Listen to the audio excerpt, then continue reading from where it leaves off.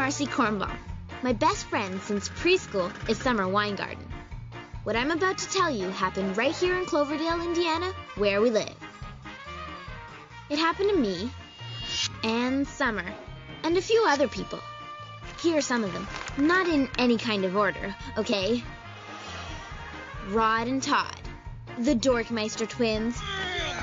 Like, they aren't really twins, just two guys who share one brain. More about them later.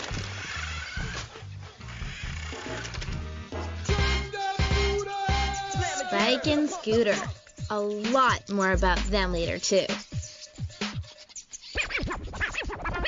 Summer's cousin Steve, who joined the army last year, he's not in the story at all, but some of his clothes are. Herb Sorick, this, handyman guy, he comes to your house and fixes stuff, like your garbage disposal, when you turn it on and there's a fork down inside it, and it, eats the fork and jams, you know? Anyway, he's in the story. Melching, the Donut King, is in the story, but not until way at the end. With two big locations. Ah, doorknobs. I knew I had two more. Doris Trowbridge is in the story a lot. People in town call her Weird Doris. Jewel Deluxe. But me and Summer don't. Manufactured by Higgins & Son, Pittsburgh, 1934. Not that she isn't. Weird, I mean, because she totally is. These are little beauties.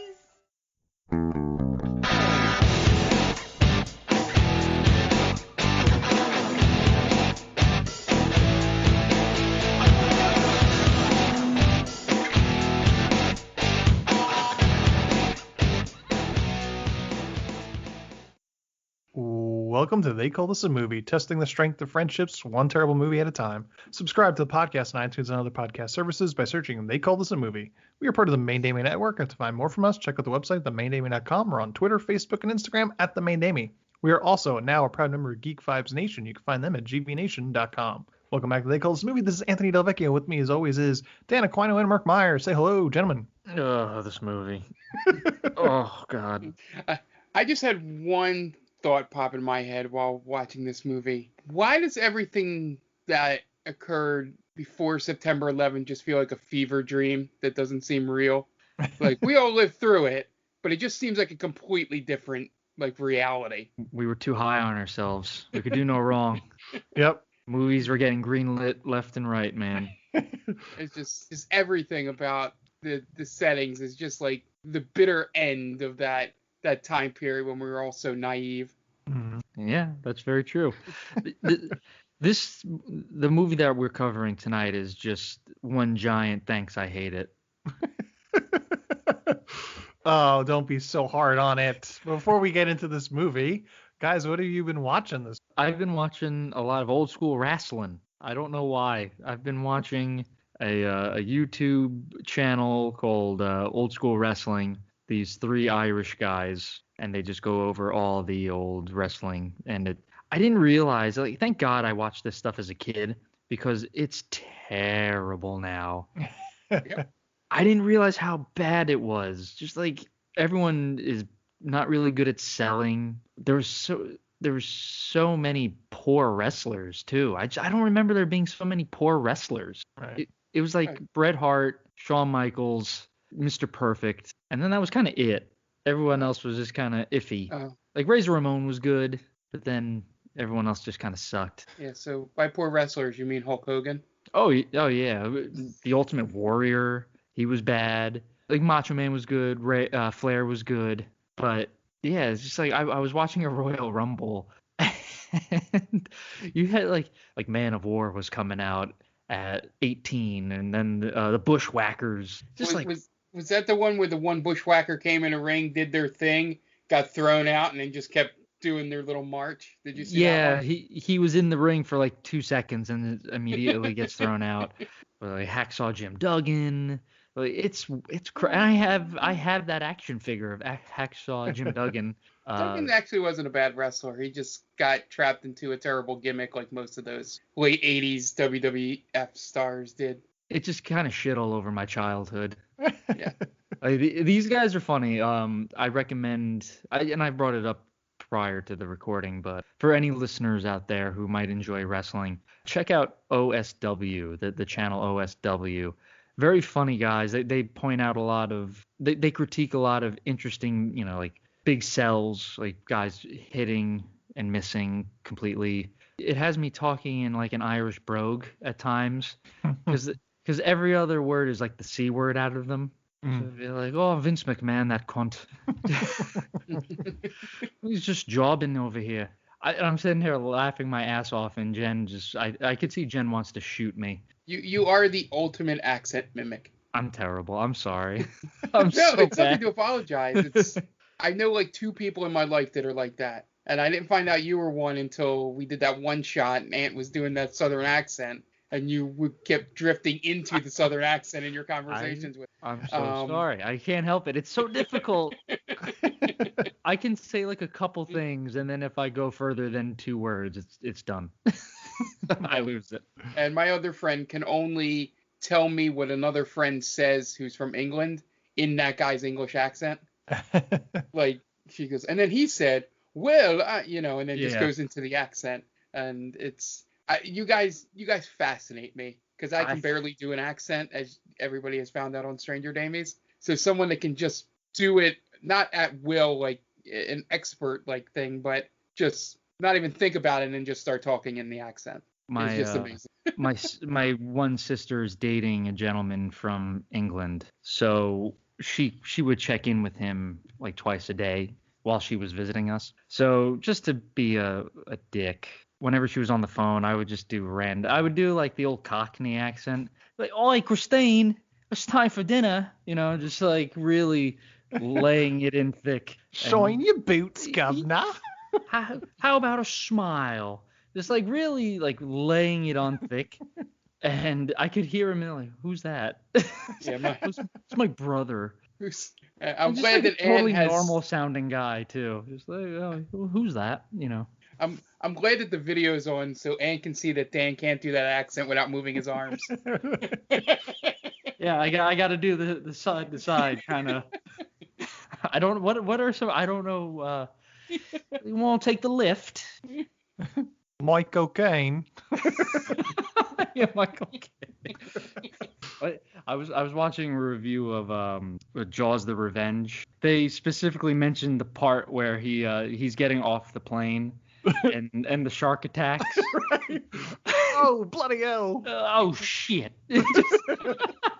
Oh, I love it. Mark, what about you? What have you watched this week? Anything? The only thing I watched is the thing that I watch every Friday with Daniel is WandaVision. So far, I think we've all seen up to the last episode. It's pretty good. I mean, I like the slow drip of stuff they've done in terms of reveals, and I can sort of have an idea of what's going on with things and then sort of throw it out to Dan, and he either confirms or maybe explains it a little better, that's been the fun part about watching it with him, is to be able to have that instant reaction instead of texting or something without knowing if the other person has seen it.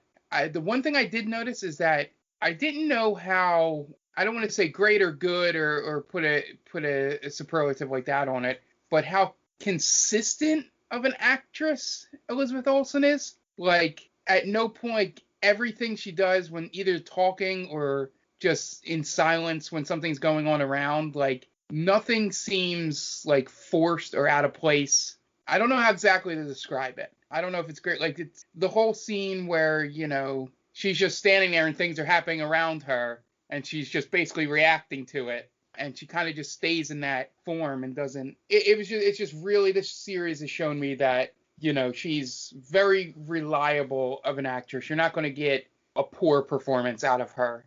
You may never get an Oscar winning or anything, but she won't hurt your movie or TV show. And I think that's the biggest revelation I've had through 6 episodes. There was a tweet I saw, and it was the Leonardo DiCaprio meme of him pointing at the screen from Once Upon a Time, and it was just like everything on the left side, everything from WandaVision, and on the right side, Mephisto, Mephisto.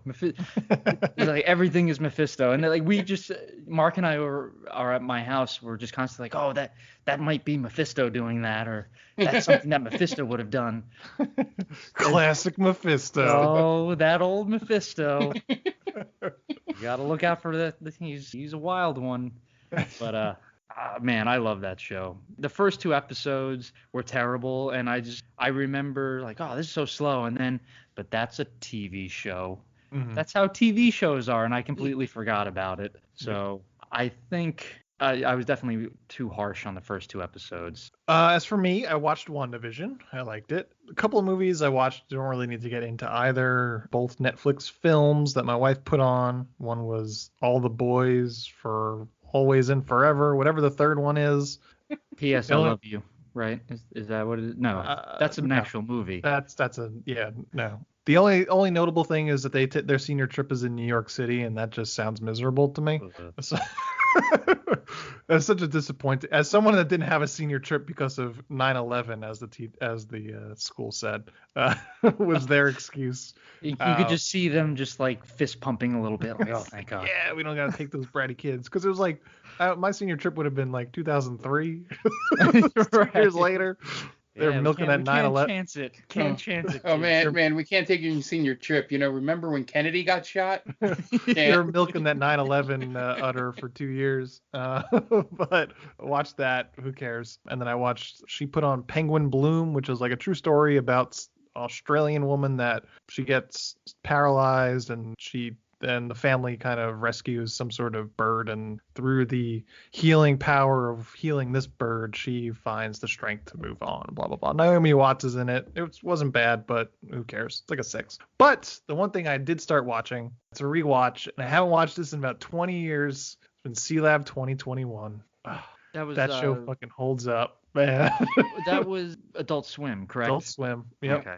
Now, explain, what is that show? I would see it, and I never watched it. So there was a show called C-Lab 2020 in the 1970s, which was like poorly animated, a show about these adventures that happen underneath the sea in this C-Lab. So there's dolphins, there's probably like an underlying conservation message or something like that. And I think it probably lasted like a season or something like that. So at least in the original episodes of C-Lab 2021, they just recycled the animation and just did these off the wall kind of storylines with stupid characters and saying stupid things and doing stupid things. Eventually it grew out where they didn't really reuse the animations anymore. They did their own animations, but it still continued to go out crazier and crazier storylines. But it's probably one of my favorite Adult Swim shows ever. It was one of the originals, so it was like Brack Show, C-Lab 2021, Aqua Teen Hunger Force. Those were like the core group of the originals, and it's just so funny to me. Was that Space Ghost Coast to Coast as well? So Space Ghost Coast to Coast was like in mid 90s it originally came out. Oh, really? Okay. Yeah, because I remember watching that. I think it might have been on like MTV or Comedy Central or something like that. Okay. I remember seeing it a long, long time ago. That's where the Brack Show originated from. So Brack and Zorak were from that. I'm looking at pictures of C-Lab 2021. It's kind of like what's that other adventure show? It's like Johnny Quest. Sort of Johnny Quest animation, yes. Yeah. It was like a Hanna-Barbera cartoon. Yeah. Correct. Yeah, I remember this show now. Okay. It was long forgotten. It's on HBO Max. So if anybody has HBO Max and you haven't seen C-Lab 2021, I suggest it if you're into just bizarre humor. Yeah, definitely. That's kind of up our alley. Yeah. And that's really all I watched. The only thing worth mentioning. But yeah, that's it. So we're going to get into this week's movie. But before we do, we're going to take a break and listen to some ads because we got to pay those bills, baby. We'll be right back. And welcome back. And now it's time to get into this week's movie. And we got a doozy, ladies and gentlemen. Were you about to say bitch? I was going to say baby. Oh, okay. We got a doozy, bitch. No, I kind of wish that I was going to say bitch. No, ladies and gentlemen, we got a doozy for you. So this week was my pick, and we were talking off air that we each have our own role in choosing movies. Dan picks Sandals and Sand movies that we were supposed to ban, and we don't, and then nobody's happy. Mark skirts the line between bad movies and just sort of movies that are kind of good but kind of cheesy. And then I pick off the wall movies that no one expects, and sometimes we hate them and sometimes we love them. I think this week is the former. So I picked, the reason why I picked this is we had talked about this movie about a year and a half ago because we watched a movie from this director already. It was Night of the Comet. And we went on a 5 or 10 minute conversation about a movie about two girls that turn rats into prom dates, which is sort of the story, but not quite. The movie is 2000's Ratz, a Showtime original movie, Ratz with a Z. So I watched this movie when I was 15, and I don't know why. It came on at like 6:30 in the morning one day and watched it to the end. So probably sleep deprivation made me watch it. This is the second time you've seen this movie? At least. Oh, wait a minute. No, wait a minute. I may have seen this at least twice in the same year when I was 15. Okay, we're going to rewind a little bit here. Mm-hmm. Sure. All right. Let's do it. This has gone on record. I have been given shit for having watched The League of Extraordinary Gentlemen. Oh, yeah. More than once. 6 times to be exact. Now you're telling me you've seen the movie Ratz more than one time. Well, now I've seen it 4 times. That's a lot of times. Well, I'll tell you the reason why it's different, Dan. I'll tell you the reason why it's different. Yeah, I would love to hear this. Well, because you have gone on record with the League of Extraordinary Gentlemen and saying you think it's okay. It's just fine, right? Sure, yeah, I don't mind it. In terms of Ratz, I love this movie. Oh, come on. This is... Mark, are you believing this? No, not this time. This is foul play, man. I don't know what to tell you, man. I mean, right even down to the tagline of this movie, it's just perfect. What is the tagline? Oh, I'm going to tell you because it's on the poster and it's glorious because it just sums up what we're talking about. This pre-9/11 self-aggrandizing attitude. Tagline is change 2 rats into guys. Whatever. Perfect. Yeah. I think I would have probably made that up just out of nowhere. Whatever. Oh yeah, I enjoyed this movie. I'm not even joking. Yeah, unabashedly it's so terrible. So terrible, but kind of great in its terribleness. But where are you guys coming from with Ratz with a Z? Wow. I'm trying to process this whole thing now. I feel like I can always just pull. Well, no, I can't because you just admittedly love this, so I can't even use this against you. Like in future fights about movies, like I'm not gonna listen to the guy who enjoys Ratz. I can't do that anymore. Yeah. Listen, I hated this movie. This was just like the entire time I was thinking Anthony just decided violence. I don't. Well, no, but now at least I understand it. With Love on a Leash, I think that was just you were choosing a movie that was batshit crazy for the sake of this podcast. Mm-hmm. So now it's like, all right, well, Ratz, I wanted to watch this movie. Yeah, just not good. Not good at all. He seems so upset. About 5 minutes into this movie, I said, what did we do to Ant? Like, why? It felt like a movie I should have watched based on the things I was watching around the time period that this was released. But maybe we didn't have Showtime, so maybe that is why I never saw it before this. The one good thing this did was lead me down a IMDb hole where I found out that got reminded of a gymnastics movie from the early 2000s that Jeff Bridges did. It's called Stick It, I believe. Yeah. And I was like, oh, yeah, that movie existed. So that's probably the only positive to come out of this experience. So much of this movie is just, it felt like a Disney Channel original movie that Disney was just like, nah, I don't think so. Because all of it, like there were some good gags in it. I'll give it that. There were definitely moments in the movie that felt like something I would have watched on Disney in terms of things going on. I'm assuming Ron Silver needed a paycheck. And, that's basically where I was coming from. I got the same idea. I didn't think Ant would love it, as unabashedly as he is. I had just thought he got upset that we'd been watching a lot of good movies over this year and just thought he dropped the hammer. That's what I thought too. With Ratz. This podcast has taken a turn. I got to bring it back. I can't even explain it, man. It's so awful, but I just love how ridiculous it is and how, just so out there for a kid's movie. I don't know. I'll tell you what. There's one line in this movie that I liked. Not that I really liked, but there's a line where I forget what I don't remember any of the characters' names because I'm not wasting time on that. The one blonde who's super into herself, she like wins a pageant or whatever, but she's asking Jennifer Martin. Oh yes, so Jennifer is asking the two main characters to skip the dance and watch, to babysit someone. A dog. Yeah, so to dog sit, and you're like, oh, you could hang out at my place, order some pizzas, and it'll probably be better than going to the dance. And I was like, yeah, that sounds fucking great. I would love to do that. This girl gets it. Yep.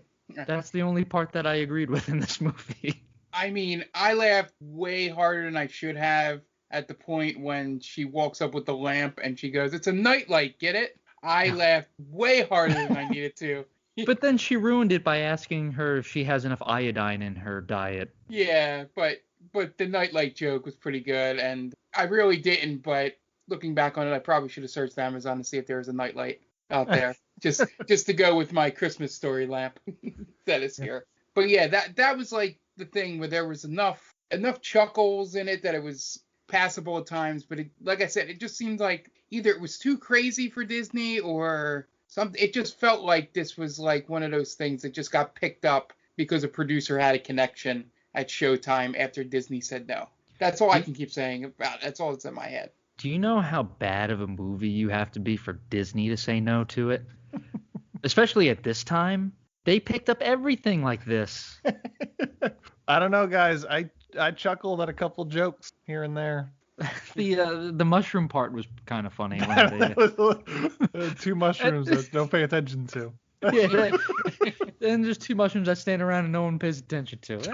Okay, that's funny. I'll give and it then that. when Jennifer Martin shows up at the end to bring her with the spring fling, and she says, "When did you break up?" She's like, the boyfriend's gonna drive them, and she's like, "Well, when did you break up with him?" "Oh, sometime this evening." Right. So it's gonna happen. There was too much stuff going on, I think. Instead of it's all over. This movie is like, it's got ADD. Yeah, they had a couple too many storylines going on, which really, really drives away from the main plot. Because now I'm trying to decide, what's the most important part here? Is it the girls with the rats, or is it the hostage situation that we got going on here? Yeah, it takes a weird turn. Yeah. It becomes a hostage situation of a person that isn't being a hostage. So there's a creeper in it, but he's not a creeper. The Swedish rats, the missing boy. That was great. It was just a lot to take in, Anthony. He shows up as the Donut King's wife's nephew and speaks only Chinese. And then everyone forgets that he exists. Except for Rod. Was there Rod and Todd? Rod and Todd, yeah, those are the only two I remember. And they're just as corny as their Simpsons counterparts. Yeah, I don't know, man. I don't get. And the comments, everyone loved it. Everyone in the comments, "This is great. Thank you so much. I love this movie. Childhood favorite." You people were bad, man. Like, what happened to us? Just such a time capsule with the frosted tips, the bell-bottom jeans. Oh man, it's wonderful. Now the main character, the main girl who's narrating. Yep. She's been in a few things. Was she in Waiting? Okay. She was in Stick It. Okay. And then she was in that American Dreams show, the Brittany Snow show. So this was kind of like waiting would be more of a downgrade for her because she's getting hit on by a 30-year-old Ryan Reynolds. Sure. Yeah. That's rough. Yeah. Dating Ratz and then that. Look, Yeah. if I'm being honest, the reason why I probably watched this when I was 15 was probably because I thought the girls were cute because they were my age. Yeah. Yeah, that makes sense. That probably got me sticking around. No, I was thinking it would be because of your sister, but she was older at that time, so she probably would not have cared about this She movie. watched this movie, and I bet you she likes this too. If I text her right now, I'm gonna text her right now. We're gonna find out live on this podcast if she remembers this movie. Yeah. Oh, wow. I feel that the blonde Summer, I think her name is. Yep. Yes. If she was a slightly better actress, wouldn't have felt like a reject Disney movie. Like, I think she drags it down a lot. She's not that good. Yeah, I'd agree. Yeah, and and Marcy, right? She, every once in a while, I started to notice, and she stopped it, but she started to have like that Mitch from Dazed and Confused. Dazed and Confused, where anytime she had to show emotion or something, she did the same thing. Like, she'd grab her temples when she would need to get mad, and I was getting slightly annoyed at that, but then she didn't do it as she went along. Only because I started noticing it. If I don't notice it, and someone has a tick like that, it's fine, but it just like every single time. Yeah, I feel as much as these movies tend to really only have one or two good actors in it, even the ones when you go back and watch some of those Disney original movies. And the ADD thing is most pressing on the voiceovers. That's where I saw it the most. Sure, but there's a reason for that though. We find out at the end why the voiceover is all over the place. Yeah, because We she was do? writing it. Because she's reading from a D that's grade right. paper. Oh. And yeah, why would you do that? Why would you make it a D? Right? That's basically telling on yourself. Like, Well, yeah, because this movie sucks. She says because it was supposed to be based on a true story and no one believed her. You could have just fixed that. It could have just been write a story. That's it. That's all you got to do. Oh, and by the way, the time before cell phones being prevalent as well, where their big goal was to get a phone in their room, and when they couldn't get the older woman on the phone at her shop, it was all of a sudden, no idea how to find her. Right. It's impossible now. Just too much going on. Too much going on. I thought the ending was strange. I didn't get why was the knight there? It was a bit. Yeah, but it doesn't add anything. Like there's like a joke at the end where the knight could scratch the police car. Oh. It is like, what is this? Someone make it make sense. For the love of God. Yes. Okay, so Ratz from 2000, written and directed by Tom Eberhardt, who also directed Night of the Comet and Captain Ron. Stars Vanessa Lenges, Caroline Elliott, Kathy Baker, Ron Silver, Shaylin Simmons, Jake Seeley, Levi James, Kyle Labine, Graham Wardle, Barbara Tyson, and Tanya Saulnier. It has an IMDb score of 6.1 and a Rotten Tomatoes score of 56%. There is no box office because it premiered on Showtime June 9th, 2000. I think that's a higher Rotten Tomato score than Batman v Superman. Oh, it certainly is. Oh, that's so great. I love it. Oh, God. It's beautiful. That's great. You guys Does wanted that to get... movie have rats turn into guys? No, it's severely lacking in that aspect. You guys want to get into the plot? Sure. Let's do it. Dan, what do you got for us? Okay, so as you know, gonna give a quick shout out to our friend Tia and her podcast, The Top 10 with Tia. It's a weekly podcast where Tia and her friend Brittany go over top 10 lists. So you can follow her on Twitter at TC_Stark. She's a good friend of the podcast. She also writes for Geek Vibes Nation. I think she's their head writer. She's a big shot. She's a big wheel down at the Geek Vibes Nation factory. So go give her a follow, and yeah, that's it. All right, great. And we are going to be right back. But before we do, we're going to take a minute to listen to some messages from friends of the podcast. So we will be right back. Hey everyone, this is Steve. And this is Adam, And we're part of the Hop Nation USA podcast. Pittsburgh's #3 craft beer podcast. Join us every Friday for new beer reviews. We'll talk about the news, history, and homebrewing. Plus, we'll sit down with the best brewers and industry personalities that'll have us. So whether you're a casual drinker, a hazy boy hophead, Or even if you're a whale hunting cellar hoarder. just search Hop Nation USA on Apple, Spotify, or your favorite podcatcher and join the nation.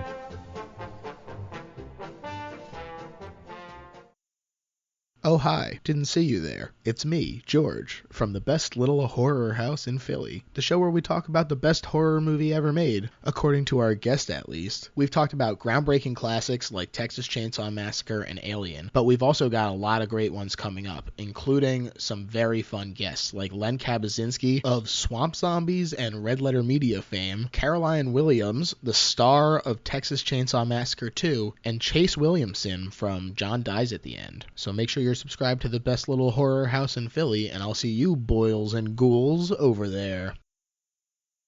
And welcome back, and now it's time to get into the plot for Ratz with a Z. We open on some great turn-of-the-century After Effects credits with some doo-wop music as we pull out on a generic main street that is preparing for the spring fling. We got a voiceover as a high schooler, Marcy, describing the players of the story we're about to see, including her best friend, Summer, a couple of idiots called Rod and Todd, a pair of rats, a plumber, the Donut King. Kathy Baker is a weird lady that owns an antique shop. Yeah, I really enjoyed the arrows. Good afternoon. Would you like to try a free sample of our double fudge brownie? Oh, sure.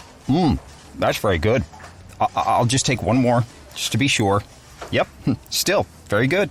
Some things never change, like never being able to take just one free sample. And Geico saving folks lots of money on their car insurance. Is that macadamia nut I taste? Let me take one more. Sir? Yeah, I thought so. 15 minutes could save you 15% or more. The 90s MS Paint arrows put into every scene. Very, very, very reminded me of the time. This intro goes on for far too long. It's like a 10-minute intro. Yes. Yeah, and it reminded me of how much tie-dye was a thing. It was a thing in the late 90s. Yeah. I'm proud to say I never owned an article of tie-dye clothing. I did not either, but I feel like every rec softball team had like tie-dye. Yeah. From what I remember from my sister's team. The sister that doesn't remember this show. So yes, we texted my sister and she says she does not remember this movie. So she's either a liar or she is turning 40 this year, and they say the first thing that goes is the memory. Oh man. It's actually the first that's actually mentioned in this movie. If you're going to get rid of something to make some space, I'm glad she chose Ratz with a Z. 100%. I will go to my grave. She watched this movie. We'll put it on your tombstone. Yes. She watched Ratz. And a little kid calls Kathy Baker weird looking. And then a precursor to Regina George by the name of Jennifer is also in this movie. Then we get to see our heroes go through the torture of 2000 era orthodontics, which I was also subjected to. Then she describes the spring fling, which includes a carnival and a dance in which Marcy and Summer have never been asked to dance while at. Then we rewind to say that Doris loves yard sales, and she accidentally haggles for a box that she can't open. We meet Ron Silver, who plays Herb Sorick, and he and Doris nerdy flirt. Well, how much did she actually haggle? Accidentally haggled. Yeah, okay. It's like she was just talking, and the guy just kept lowering the price because he just wanted to get rid of the box. Yeah. Ron Silver, a two-timer on this show. He was in Time Cop. Also a two-timer. The girl that plays Jennifer was the girl on the beach with Chuck in Good Luck Chuck. Oh. Yep. That's unfortunate. Oh. Yeah. Sorry that she had to go that way. Isn't it? It's pretty cool that we have this little 6 degrees of Kevin Bacon on our show going right here. Yeah. And the 6 degrees of They Called This a Movie. So is this the first They Call This a Movie? How it started, how it's going? Yeah, kind of. Yeah. I was thinking now we have to finish the trifecta for this director. We have to watch Captain Ron. Captain Ron. Oof. Yeah, that probably fits into this show. I love Captain Ron. We cut back to Doris at her shop, where Marcy and Summer help her organize her shop, and they make her feel bad for growing old, because that's the first thing to go is your memory. And they have a great joke about a nightlight, which is a pretty good joke. What I like is Summer's reaction, because she doesn't get it. That gave me a chuckle. And then, instead of some normal joke they mention iodine in the diet. Yeah. That's the reason for her being very dim-witted. Yeah. Less is more there. You Sure. have it where she doesn't get it. Maybe the shopkeeper just kind of gives like that kind of look like, oh, okay, just you're an idiot. I get it. Yeah.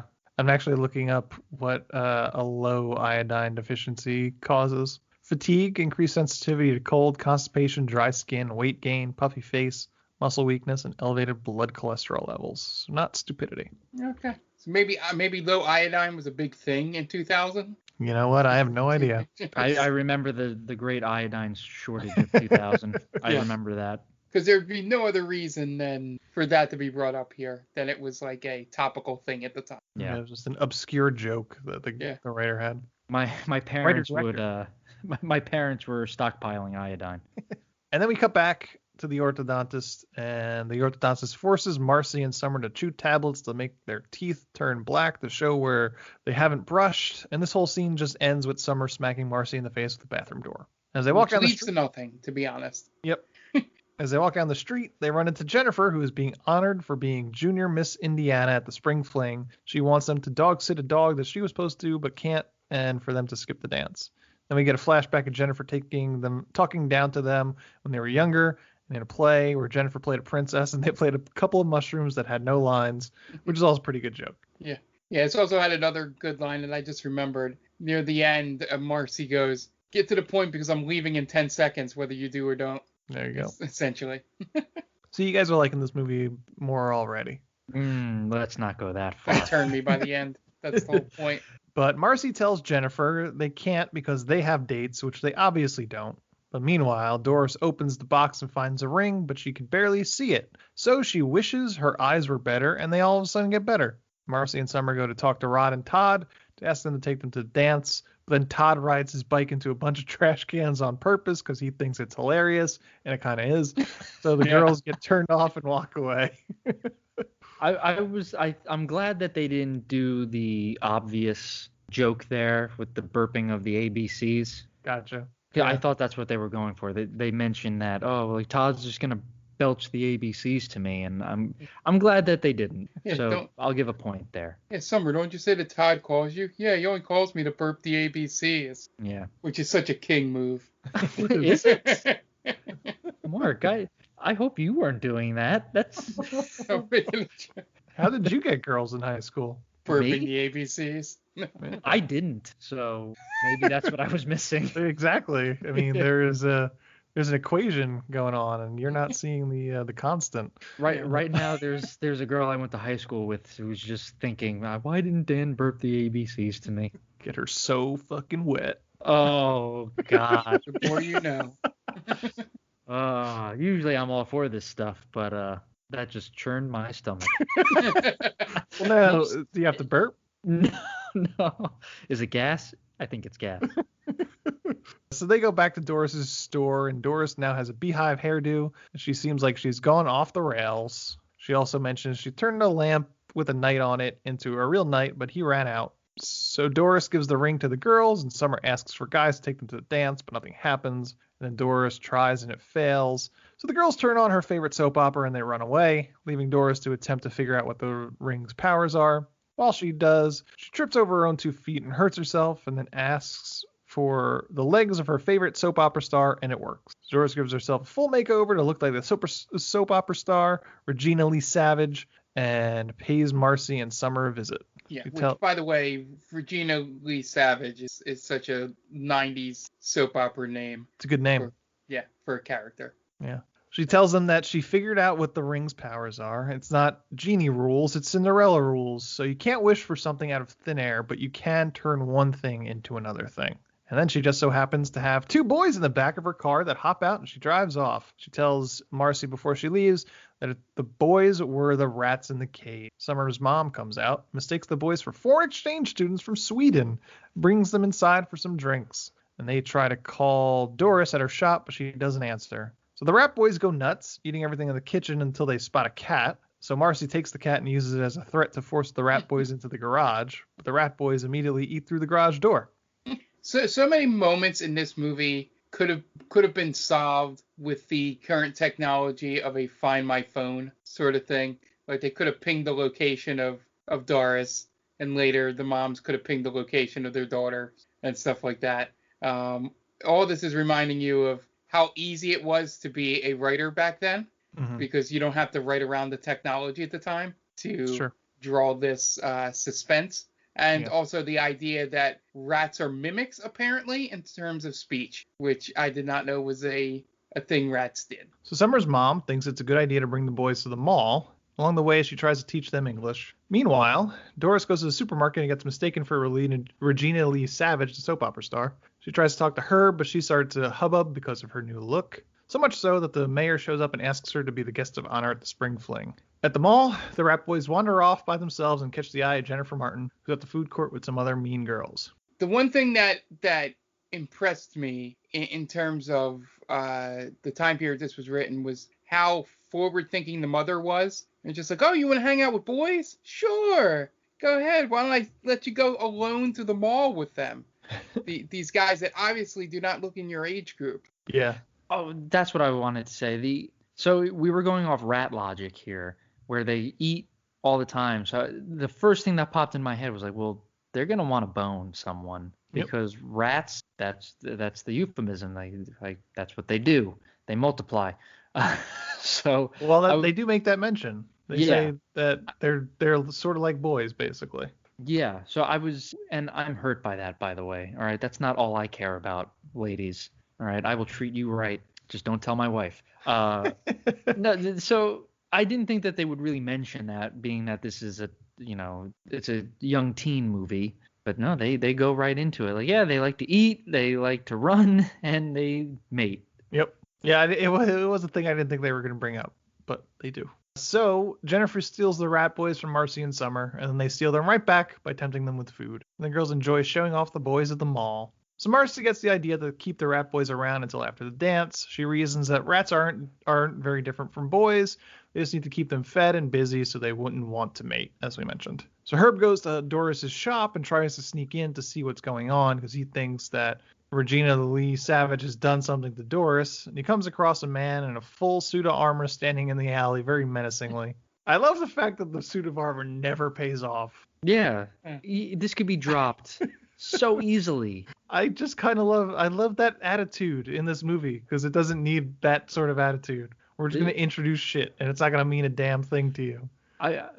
Given recent recent developments, so I want to see a meme of the man in the suit of armor and the words, "We live in a society."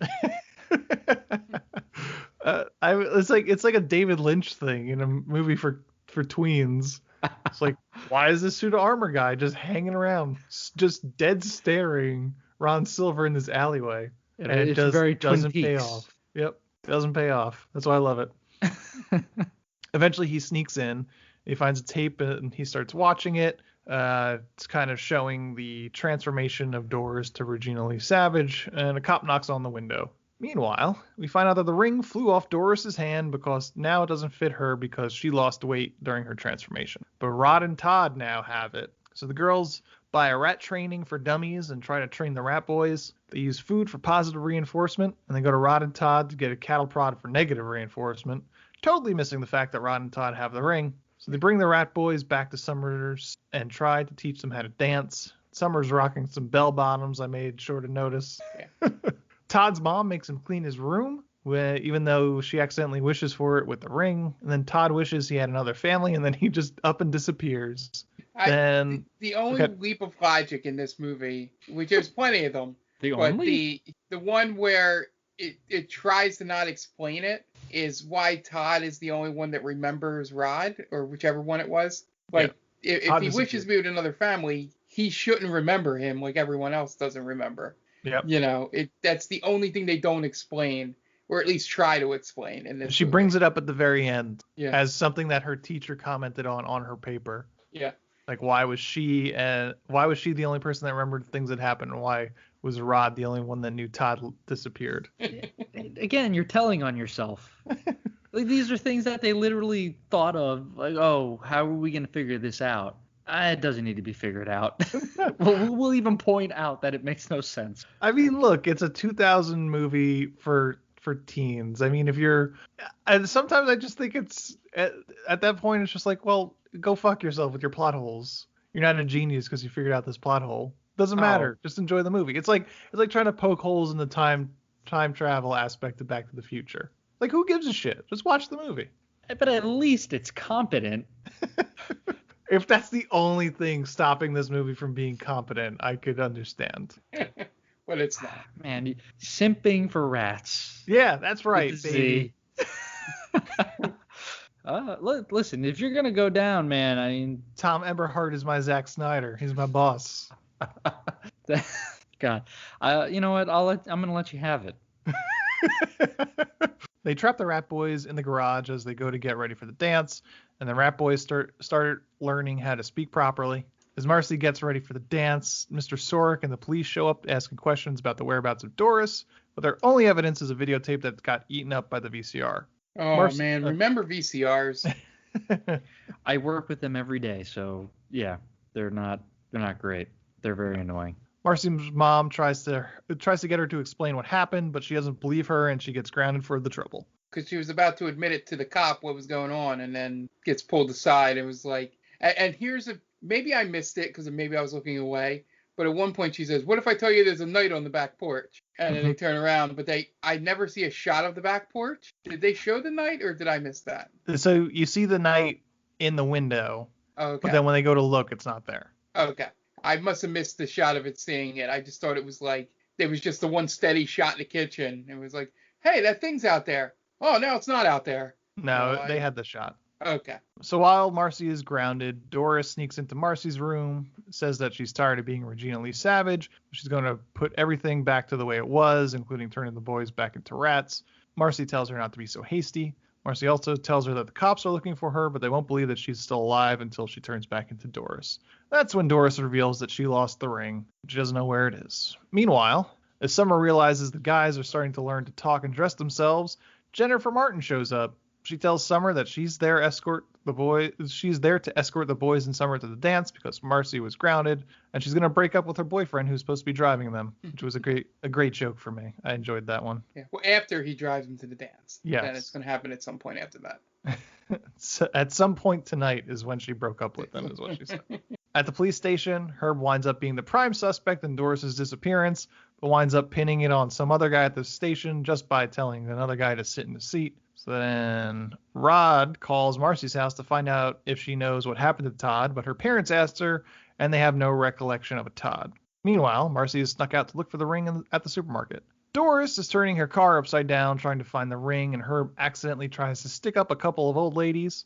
And then Marcy shows up to the dance and sees Jennifer with the Rat Boys and Summer and gets upset. Rod tries to tell her that Todd is missing, but she won't listen. She just wants to tell Summer how betrayed she is for going to the dance with Jennifer instead of her. Doris goes back to the shop and she sees the knight.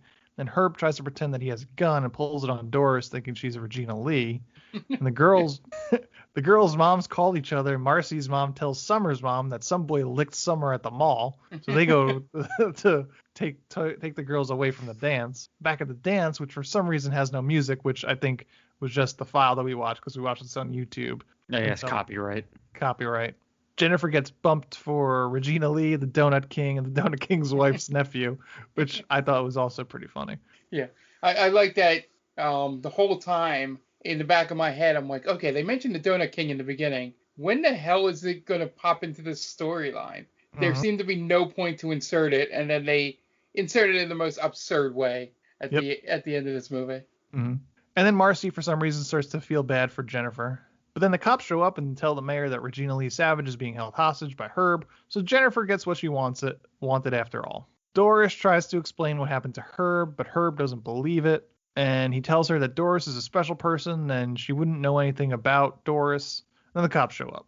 At the dance, the girls' moms show up, so Summer pretends to faint in order to make them think she has a medical emergency. Instead, people walk all over her and ask if she'd seen her face in the mirror, and that's why she fainted, which I kind of laughed about that. And two girls walk off with the Rat Boys, who are neither hungry nor looking for exercise, which means they want to fuck. Which is a weird turn in this movie. And Marcy talks around it as they're leaving with the girls. You are going to lose it in the parking lot. Oh, that's right. I forgot that. Yeah, imagine saying that. You're gonna lose it in the parking lot. That's It was in response to something. I don't remember exactly what they said. I think she might have said, "Oh, they're rats. They're crazy." And it's like the girl was probably like, "Oh, Marcy, you've lost it." And she was like, "Well, you're gonna lose it in the parking lot." Just that insinuation. It's so creepy.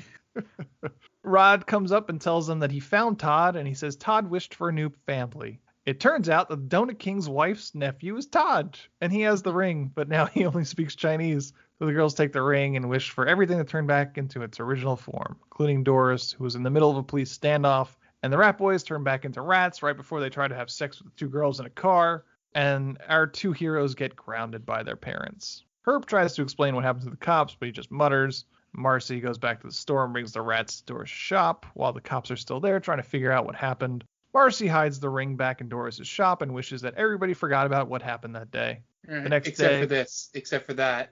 Yeah. Maybe this didn't happen. Yeah, she made a couple of amendments to the wish about like Doris and Herb still getting together, and then a few things here and there.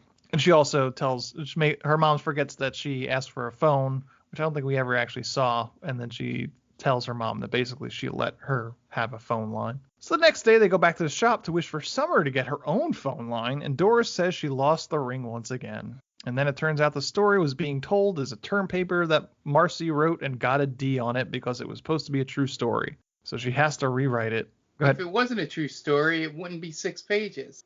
Right. God. I rolled my eyes so hard at that. And also they had the little gag about the ring. The guy that walks out of the store shakes the box he has, and you hear it rattle. Yeah. The point is that Summer's an idiot. Yes. It's a refreshing turn because I feel like you can't call kids idiots anymore. She's a dumb blonde. Yeah. And it's a year later and things are looking up. The girls don't hate Jennifer anymore and they're happy to just dance with each other, but they don't need to because now Rod and Todd turned into less dorky versions of themselves. And Doris and Herb are still together and Doris has braces and everybody's just happy. And that's the end. That's the end of Ratz, guys. The one thing we didn't mention throughout all this is I forgot that this was the era of choreographed dances between friends. Apparently the Rat Boys learned it very quickly. Mm-hmm. And so did Rod and Todd. Yeah. So it reminded me of, what is that? She's All That, where Usher goes, "Remember that thing I taught you in gym class? Let's do it." What is the point of this movie? What was the message? So they're the treasure. They're their own best friends. When did that ever come up? About self-confidence, bro. What? It's believing in yourself. Then why do they need the rats? That's what they learned, that they didn't need the rats. The true rats were the friends they made along the way. Which were none. The Rod and Todd. The rats serve no purpose. The Donut King. Movie. The Donut King. King. Jennifer wound up being a friend at the end. Oh my gosh. Listen, the rats are not needed in this movie. The rats leave them at the end. They go dancing with the other chicks. Because they're hunks and they have frosted tips. This grasping at straws 101 here. We're just stating facts, Dan. I mean, are you? I've already turned those are the facts that happened in the movie. Mark is on my side at the end of this movie. I don't believe a word I'm hearing. This is No, I'm just stating that the facts are correct, that those rats were frosted tipped hunks, so of course they would go off with whatever one at them. But it makes that's a fact. The point I'm making is the rats in the great scheme of this movie serve no purpose because they don't teach them anything. The rats themselves don't teach them anything. They make a huge mess of everything, and they're just really in the way. It's like a monkey's paw situation once again. It's not. It's Wonder Woman 1984 all over again. It is because they've asked for something that they thought was going to be the answer to their prayers. No, the shopkeeper wishes for it. Well, she only asks for it because they had already asked for it, but didn't ask properly. Oh, okay. It's a Cinderella effect, as they call it. It still makes no sense. So then the boys come in and terrorize their entire lives, and through that traumatic experience of having these rat boys, they realize that they don't need the rat boys or boys in their life. So they go to the next year's dance. They say, "I'm with my friends. We've got this great dance. and we're just going to live our lives, not worry about what Jennifer Martin says. And you know what? Now that we've stopped caring what Jennifer Martin thinks, well, we're friends. But then why do Rod and Todd show up? Because Rod and Todd got cool. That's they went through puberty. Oh my God. Yeah. So we don't need boys, and the final shot is them dancing with boys. Because they got the confidence that they didn't need them, And then but they got them. Oh, the rats don't matter. The rats don't give them confidence. It makes no sense. There's no reason to have these B and C plots either. Look, you could have focused on that part. You know who you're trying to. You know who you're being right now. Who being am I Barney Gumble in the Monorail episode, telling Leonard Nimoy he didn't do anything. He didn't. And the rats are just sitting there saying, "Didn't I?" No. It was the last great folly that they called this a movie ever embarked on. Again, I think you lose the whole hostage situation. You lose that. Get that gone. Yeah. You get rid of the night. You get rid of the night. No. I say more night. No. You got to keep the night. The night takes up a minute of this movie. So I agree with you that the hostage situation takes too much time away from the rats. You need more rat boys. You do. If you're gonna go with the night, I want the night to be like a Where's Waldo situation, where he's just in the background of no consequence to the scene. He's just there. That's how you do it. You get rid of that. You get rid of losing Rod, because again, it means nothing. It's one of those things that is only there for a joke. Like, to be able to do that joke about the Donut King's nephew. Like, that's the only reason that whole plot point exists. I don't like it. Didn't like it. Because it even pokes a hole in the story that they have to say, they make fun of at the end. That whole plot line is just a giant, plot hole. So, why couldn't the whole point be, they didn't have the confidence. They wish for the rat boys, and then they kind of they teach the rat boys what to do. They grow attached to the rat boys, but they realize it's not natural. It's an affront to God. And the rat boys kind of teach them how they don't need them, instead of the rat boys just being colossal fuck ups. Well, they're rats. Yeah, but rats are intelligent. They make a point of that. They learn quickly. Also, why couldn't it be anything other than rats? That's the name of the movie, man. Okay, so why couldn't we change it to something else? Why couldn't this be the preteen version of Mannequin? Because that's the whole Cinderella connection is rats. Mice turn into the horses. That's a good point. Yeah, all right. That makes sense. You can't spell mice with a Z, so it's got to be rats. That's good. All right. I guess that sounds like all we got to say about rats. You guys want to plug your shit? Sure. At Diaquino122, that's the personal Twitter account. And then follow us at Stranger Damies. That's the Real Play D&D account. We're gearing up for the second campaign. It's going to be a lot of excite, very excite. So come check that out. Much excite. There we go. I'm not up on my Shiba Inu. What's Shiba Inu? Is that what it is? Whatever. I believe so. Yeah. But check the Twitter for that, and it's going to be a lot of fun. We're very excited. And speaking of Stranger Damies, we have our episodes air every Wednesday. I believe before this episode would be our final character episode with Jen and Tom. Before we get into campaign proper. At this point, hopefully you guys have gone to twitch.tv/GameVaultPod and have watched our full first session of Campaign 2. Hopefully it went well and I didn't TPK everybody in the first session, and we'll be able to continue it. So remember, episodes will be airing every other week starting March 3rd, and then the middle thing will just be probably a short little podcast. I'm hoping no more than a half hour, unless if we get really deep into if I'm having a conversation about something or a decision, or if a character dies or something like that. Maybe the in-between episode will last a little longer. But just sort of just a grab bag of things that we could talk about, or, maybe just for the people that watch the whole session live, so they have things to look forward to between sessions, instead of just hearing the episode over again with any editing and background noise I put in for it. So once again, that'll be, it should still be on twitch.tv/GameVaultPod. If not, I'm not sure if Tom's going to transfer it to the YouTube channel, but check it out there if it goes there. And then you can follow us, as Dan said, on Twitter for any updates for session dates or just questions that you may have. Any complaints, you can direct them towards @TomSchuster on Twitter. He'll take it. Only one-word complaints, and just and then the one-word complaint. That's all you need to do. And then we have the Game Ball Pod, speaking of Tom, airs every other Monday. You can search for it, Game Ball Pod, on all socials. And then we stream about 4 or 5 nights a week. It's Wednesday, Thursday, either Friday or Saturday, and then Sunday and Monday. So once again, that's all at twitch.tv/GameBallPod. Okay, great. And this is They Call This a Movie. You could find us on Spreaker and wherever you get your podcast just by searching They Call This a Movie.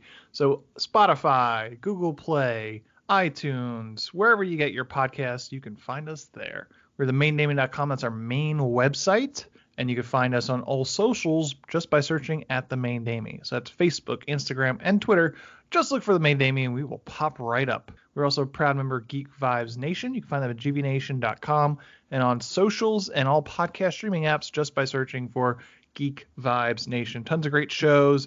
Not just us, Top 10 with Tia, Kind of Nerdy Girls, Scene and Nerd, bunch of great shows. If you're into nerdy stuff, surely you will find a show for you. If you have any questions or comments, you could feel free to reach us at Gmail at themaindamie@gmail.com. It's a great place to send us some recommendations.